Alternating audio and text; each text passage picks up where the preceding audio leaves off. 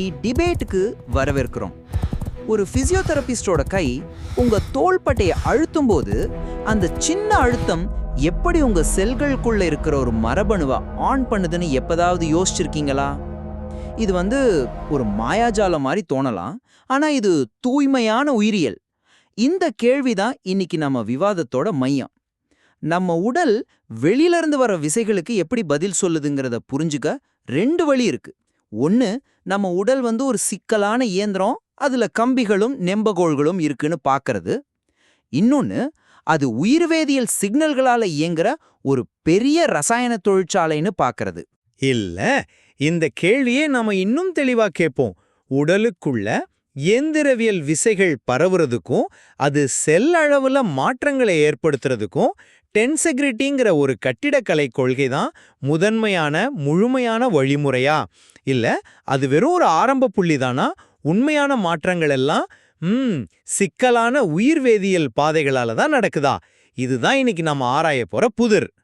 ஏன் கருத்து என்னன்னா, டென்செக்ரிட்டிங்கிறது வெறும் ஆரம்ப புள்ளி இல்ல, அதுதான் அடிப்படை. மூலக்கூறுகள்ல இருந்து நம்ம முழு உடல் வரைக்கும் உயிரியல் அமைப்ப ஒருங்கிணைக்கிற ஒரு கொள்கை அது. ஒரு வகையில டென்சிகிரிட்டி தான் உடலோட மெக்கானிக்கல் இன்டர்நெட். ஒரு முனையில ஒரு அழுத்தம், மறுமுனையில ஒரு உடனடி எதிர்வினை. இல்ல, டென்செக்ரிட்டி ஒரு முக்கியமான கருத்துங்கிறத நான் மறுக்கவே இல்ல. ஆனா என் வாதம் என்னன்னா, அது விசைகள் எப்படி பரவுதுங்கிறத மட்டும்தான் விளக்குது. ஆனா அந்த விசைக்கு உடல் எப்படி பதிலளிக்குதுங்கிறது உயிர்வேதியியலை சார்ந்தது. அதாவது அந்த மெக்கானிக்கல் சிக்னல் கதவை தட்டுது, சரி. ஆனா கதவை திறந்து உள்ள என்ன செய்யணுங்கிறத உயிர்வேதியில தான் முடிவு பண்ணுது. சரி, என் நிலைப்பாட்டை இன்னும் கொஞ்சம் விளக்கமா சொல்றேன். டென்செக்ரிட்டிங்கிற வார்த்தைய இழுவிசை ஒருமைப்பாடுன்னு சொல்லலாம். இத ஒரு கூடாரத்தோட ஒப்பிடலாம். பாருங்க, கூடாரத்தோட கம்புகள் அழுத்தத்தை தாங்குது, ஆனா அந்த துணி ஒரு இழுவிசையில இருக்கிறதால தான் கூடாரம் நிலைச்சு நிக்குது. இதே மாதிரி தான் நம்ம உடலும். எலும்புகள் அழுத்தத்தை தாங்குற கம்புகள்னா, தசைகள், தசை நார்கள், அப்புறம் இணைப்பு திசுக்கள் எல்லாம் இழுவிசைய தாங்குற ஒரு வலைப்பின்னல். இந்த சமநிலை தான் நமக்கு வடிவத்தையும் நிலைத்தன்மையையும் கொடுக்குது. இதுல ஆச்சரியமான விஷயம் என்னன்னா, இதே கொள்கை செல் மட்டத்திலையும் வேலை செய்யுது. ஒவ்வொரு செல்லுக்குள்ளேயும் சைட்டோஸ்கெலிட்டன் ஒரு கட்டமைப்பு இருக்கு. அதுவும் இதே மாதிரி இழுவிசை மற்றும் அழுத்தக்கூறுகளால ஆனது. ஒரு பிசியோதெரபிஸ்ட் நம்ம உடம்புல ஒரு விசையை பயன்படுத்தும் போது அந்த விசை இந்த டென்செக்ரிட்டி கட்டமைப்பு வழியா நேரடியா ரொம்ப திறமையா செல்களுக்குள்ள கடத்தப்படுது.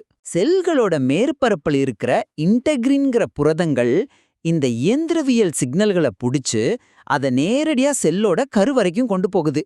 இதனால மரபணு வெளிப்பாட்டிலேயே மாற்றம் ஏற்படுது. இதுக்கு பேரு மெக்கானோ டிரான்ஸ்டக்ஷன். ஆக இது ஒரு மறைமுகமான விளைவில்ல, நேரடியான இயந்திரவியல் ரீதியான காரணம் மற்றும் விளைவு. நீங்க சொல்ற அந்த ஆர்கிடெக்சரல் பார்வை, அது கேட்க ரொம்ப நல்லா இருக்கு. உடலோட கட்டமைப்பு நிலைத்தன்மையை விளக்க இது உதவுதுங்கிறதுல எனக்கு எந்த மாற்று கருத்தும் இல்ல. ஆனா அது கதையோட ஒரு பகுதி மட்டும்தான். நான் இத வேற ஒரு கோணத்துல பாக்குறேன். இந்த ஆதாரம் என்ன சொல்லுதுன்னா, இயந்திரவியல் சிக்னல்கள், ஹார்மோன்கள் அல்லது வளர்ச்சி காரணிகளை போலவே உயிர்வேதிகள் பாதைகளை தூண்டுது. உதாரணமா, செல்களுக்குள்ள கால்சியம் அலைகள் பரவுறது, இல்லனா குறிப்பிட்ட புரதங்களை ஆன் அல்லது ஆஃப் பண்ற மாதிரி செயல்படுற புரத பாஸ்போரிலேற்றம் போன்ற நிகழ்வுகள் நடக்குது. இதன் அர்த்தம் என்ன? அந்த இயந்திரவியல் விசை ஒரு தூண்டுதலா ஒரு சுவிட்சை ஆன் பண்ற மாதிரி மட்டும்தான் வேலை செய்யுது. ஆனா உண்மையான சிகிச்சை விளைவுங்கிறது அந்த சுவிட்ச் ஆன் ஆன பிறகு தொடங்குற ஒரு மெதுவான சிக்கலான உயிர்வேதிகள் தொடர்வினைகளோட விளைவுதான். டென்செக்ரிட்டி மாடல் இந்த உயிர்வேதியியல் செயல்முறைகளோட முக்கியத்துவத்தை குறைச்சிட்டு வெறும் இயந்திரவியல் அம்சத்துக்கு ரொம்ப அதிக முக்கியத்துவம் கொடுக்குது. உங்க இன்டர்நெட் உதாரணத்தையே எடுத்துக்கிட்டா, நீங்க ஒரு மெசேஜ் அனுப்புறீங்க, அது உடனடியா போய் சேருது, சரி. ஆனா அந்த மெசேஜை படிச்சவர் என்ன பதில் அனுப்புவார், எப்படி யோசிச்சு அனுப்புவாருங்கிறது அந்த நபரோட எண்ணங்களையும் உணர்வுகளையும் பொறுத்தது. அது மாதிரி தான் இதுவும். நீங்க உயிர்வேதியியல் பாதைகளோட முக்கியத்துவத்தை வலியுறுத்துறீங்க, சரிதான். ஆனா அந்த சமிக்கைகள் பரவுற வேகத்தை நாம சாதாரணமா எடுத்துக்க முடியாது. இந்த ஆய்வோட தரவுகள் என்ன சொல்லுது? இயந்திரவியல் சமிக்கைகள் வேதியியல் சமிக்கைகளை விட மிக வேகமா பரவுது. இத ஒரு சிலந்தி வலையோட ஒப்பிட்டு பாருங்க. வலையோட ஒரு மூலையில லேசா தட்டினாலும் அந்த அதிர்வு முழு வலைக்கும் உடனடியா பரவும். ஆனா அதே வலையில ஒரு துளி சாயத்தை விட்டா அது பரவ எவ்வளோ நேரம் ஆகும்? நம்ம செல்களுக்குள்ள இருக்கிற சைட்டோஸ்கெலட்டனும் அப்படிதான் வேலை செய்யுது. சோதனைகள் இதை தெளிவா நிரூபிச்சிருக்கு. செல்லோட மேற்பரப்புல ஒரு விசைய பயன்படுத்தும் போது செல்லோட சைட்டோபிளாசம் மற்றும் கருவுல கிட்டத்தட்ட உடனடியாக மாற்றங்கள் ஏற்படுது. இந்த உடனடி மற்றும் அமைப்பு முழுக்க பரவுற தன்மைய டென்செக்ரிட்டியோட நேரடி இயந்திரவியல் இணைப்பு மட்டும்தான் விளக்க முடியும். ஒரு ரசாயன சங்கிலி வினை இவ்ளோ வேகமா நடக்க வாய்ப்பே இல்ல. உடனடியா? சரி. ஆனா அந்த உடனடி சிக்னல் தான் முக்கியமானதா இல்ல அது ஒரு எச்சரிக்கை மணி மட்டும்தானா? உண்மையான விருந்தாளி, அதாவது உயிர்வேதியியல் தொடர்வினை வரத்துக்கு முன்னாடி ஒலிக்கிற அழைப்பு மணி மாதிரி இருக்கலாம் இல்லையா? அது வெறும் அழைப்பு மணி இல்ல, அதுவே செய்திய கொண்டு போகுது. அந்த வேகம்தான் அமைப்போட செயல்திறனை காட்டுது. இல்ல, நான் இதை ஏத்துக்கல. நீங்க வேகத்தை பத்தி சொல்றது புரியுது. ஆனா வேகம் மட்டுமே ஒரு கதையோட முடிவாகிடாது இல்லையா? ஒரு மின்னல் ஒரு நொடிப்பொழுதுல தாக்கும். ஆனா ஒரு காடு வளர பல வருஷம் ஆகும். குணமடைதல், செல் வளர்ச்சி, திசுக்களோட மறுசீரமைப்பு போன்ற உண்மையான உயிரியல் செயல்முறைகள் எல்லாம் மெதுவா நாட்கள் இல்ல வாரங்கள் கூட எடுத்துக்கூடியவை. அதெல்லாம் உடனடி நிகழ்வுகள் இல்ல. ஆதாரம் குறிப்பிடுற ஒரு வார்த்தையை கவனிங்க, மெக்கானோ கெமிஸ்ட்ரி. இது நீடித்த அழுத்தங்கள் திசுக்களை மறுவடிவமைக்குதுன்னு சொல்லுது. இந்த வார்த்தையிலேயே பதிலும் இருக்கு பாருங்க, மெக்கானோ கெமிஸ்ட்ரி. இது இயந்திரவியலும் வேதியியலும் இணைஞ்ச ஒரு செயல்முறை. இது நீண்டகால வேதியியல் சார்ந்த மாற்றங்களை குறிக்குது. அதனால நீங்க சொல்ற அந்த வேகமான இயந்திரவியல் சிக்னல் ஒரு ஆரம்ப தூண்டுதலா இருக்கலாம். ஆனா உண்மையான நீடித்த சிகிச்சை விளைவுங்கிறது அந்த தூண்டுதலுக்கு பிறகு செயல்படுற மெதுவான ஆனா ஆழமான உயிர்வேதியியல் பாதைகளையே சார்ந்திருக்கு.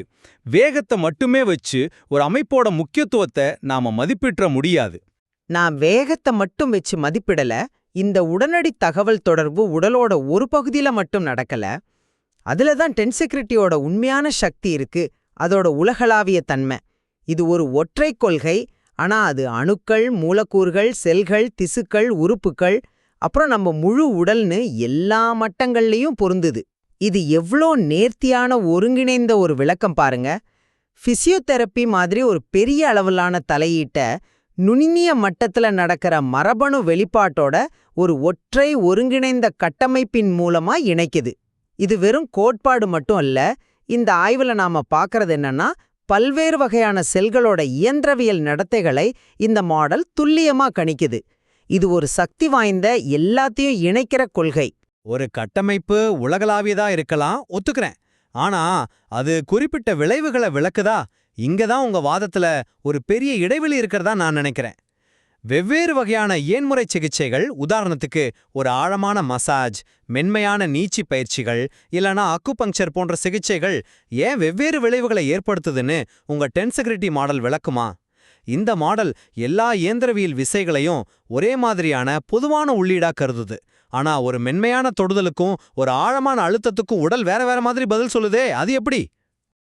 அது விசையோட அளவு மற்றும் திசையை பொறுத்தது. டென்செக்ரிட்டி கட்டமைப்பு அதுக்கேற்ப பதிலளிக்கும். அப்படியானா மருந்துகள் மாதிரி முற்றிலும் வேதியியல் சார்ந்த தலையீடுகளோட இது எப்படி தொடர்பு கொள்ளுது? அங்க இயந்திரவியல் விசையே இல்லையே. நம்ம ஆரோக்கியம் இயந்திரவியல் மற்றும் வேதியியல் காரணிகளால் ஆனது. டென்செக்ரிட்டி அந்த சமன்பாட்டோட ஒரு பாதியை மட்டும்தான் விளக்குது. இது ஒரு முழுமையான சுகாதார மாதிரி இல்லைங்கிறதையே இது காட்டுது. ஒரு உலகளாவிய கட்டமைப்பு இருக்கிறது வேற, அந்த கட்டமைப்பு எல்லா விளைவுகளுக்கும் ஒரே காரணமா இருக்கிறது வேற. உங்க வாதம் ஒரு கம்ப்யூட்டரோட மதர் போர்டு தான் எல்லாத்தையும் செய்யுதுன்னு சொல்ற மாதிரி இருக்கு. ஆனா அந்த மதர் போர்டுல ஓடுற சாஃப்ட்வேர் தான் உண்மையான வேலையை செய்யுது. இங்க உயிர் வேதியியல் தான் அந்த சாஃப்ட்வேர்.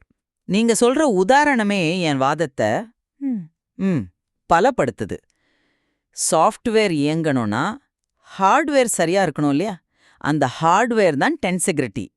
நீங்க குறிப்பிடுற அந்த குறிப்பிட்ட விளைவுகளுக்கு இன்டெக்ரின்களோட பங்கு தான் காரணம். அவைகள் தான் இந்த அமைப்போட திறவுகோல். அவங்க வெறும் சிக்னல்களை கடத்துற கம்பிகள் மட்டும் இல்ல, அவங்க புத்திசாலித்தனமான இயந்திர ஏற்பிகள். அவங்க வெளிப்புற திசுக்களையும் உள்ள இருக்கிற சைட்டோஸ்கெலட்டனையும் இணைக்கிறாங்க. இந்த ஆதாரம் ரொம்ப தெளிவா ஒரு விஷயத்த சொல்லுது. மற்ற டிரான்ஸ்மெம்ப்ரேன் ஏற்பிகள் இல்லாம இன்டெக்ரின்கள் மேல செலுத்தப்படுற விசைகள் மட்டுமே இந்த உயிர்வேதியியல் மாற்றங்களை தூண்டுது. இதன் அர்த்தம் என்ன? எல்லா சிக்னல்களும் சமமா உருவாக்கப்படல.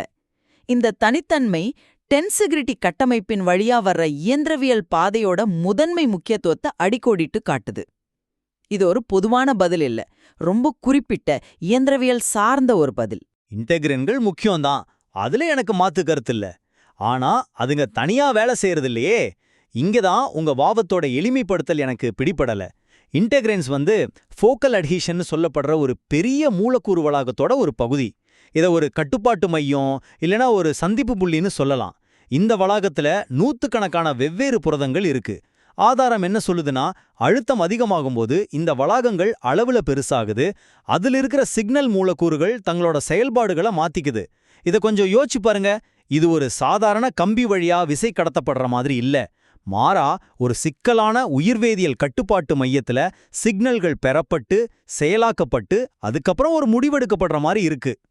ஆனா அந்த செயலாக்கத்தை தொடங்குறதே இயந்திரவியல் விசைதானே. அது இல்லாம அந்த வளாகத்துல எந்த செயல்பாடும் இல்லையே. உண்மைதான்.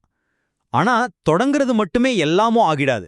ஒரு பந்தயத்துல துப்பாக்கி சுடுற சத்தம் பந்தயத்தை தொடங்கி வைக்குது.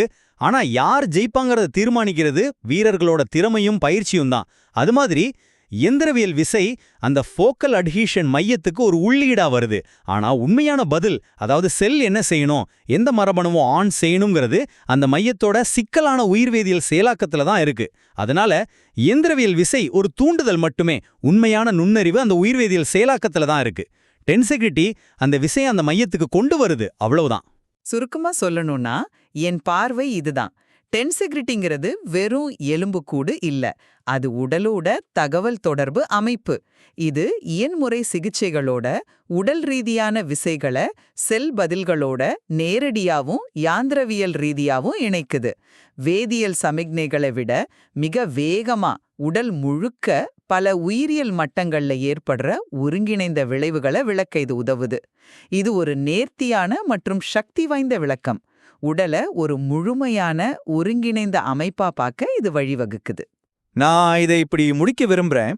டென்செகிரிட்டி உடலோட கட்டமைப்பு மற்றும் ஆரம்ப விசை கடத்துல புரிஞ்சிக்க ஒரு சக்தி வாய்ந்த கருவிங்கிறதுல சந்தேகமே இல்லை. ஆனா அது ஒரு பெரிய மற்றும் சிக்கலான அமைப்போட ஒரு பகுதி மட்டும்தான். இயந்திரவியல் விசைக்கான உயிரியல் பதில் சிக்கலான உயிர்வேதியியல் சமிக்ஞைகளோட ஆழமா பிணைக்கப்பட்டிருக்கு. ஒரு முழுமையான இயந்திரவியல் விளக்கத்துக்காக இந்த உயிர்வேதியியல் அம்சங்களை புறக்கணிக்கிறது, ஒரு இசை கச்சேரியில இசையை மட்டும் கேட்டுட்டு அந்த இசையை உருவாக்குற இசையமைப்பாளரோட சிந்தனையும் உணர்ச்சிகளையும் கவனிக்க தவறுற மாதிரி ஆகும். டென்செகிரிட்டியோட முதன்மை பங்கு பத்தி எங்களுக்குள்ள கருத்து வேறுபாடு தொடருதுங்கிறது தெளிவா தெரியுது. டென்செகிரிட்டி தான் அந்த இசையா இல்ல அது வெறும் இசைக்கருவியாங்கிறதுல நமக்குள்ள வேறுபாடு இருக்கு. ஆனா எந்திரவியல் விசைகளும் வேதியியல் சமிக்ஞைகளும் நம்ம ஆரோக்கியத்தையும் குணமடைதலையும் பாதிக்க எப்படி ஒன்னோட ஒன்னு இணையுதுங்கிறத புரிஞ்சுக்கிறோம் அவசியங்கிறதுல நாங்க 2 பேரும் உடன்படுறோம். நிச்சயமா இந்த கேள்விக்கு ஒரு எளிய பதில் இல்லங்கிறது தான் இதோட அழகே. நம்ம உடற்கூறியலோட கட்டமைப்பு அடித்தளங்களை பத்தின ஒரு ஆழமான பார்வையை இந்த ஆதாரம் வழங்குது. மேலும் இதுல நாம ஆராயறதுக்கும் கத்துக்கிறதுக்கும் இன்னும் நிறைய விஷயங்கள் இருக்கு.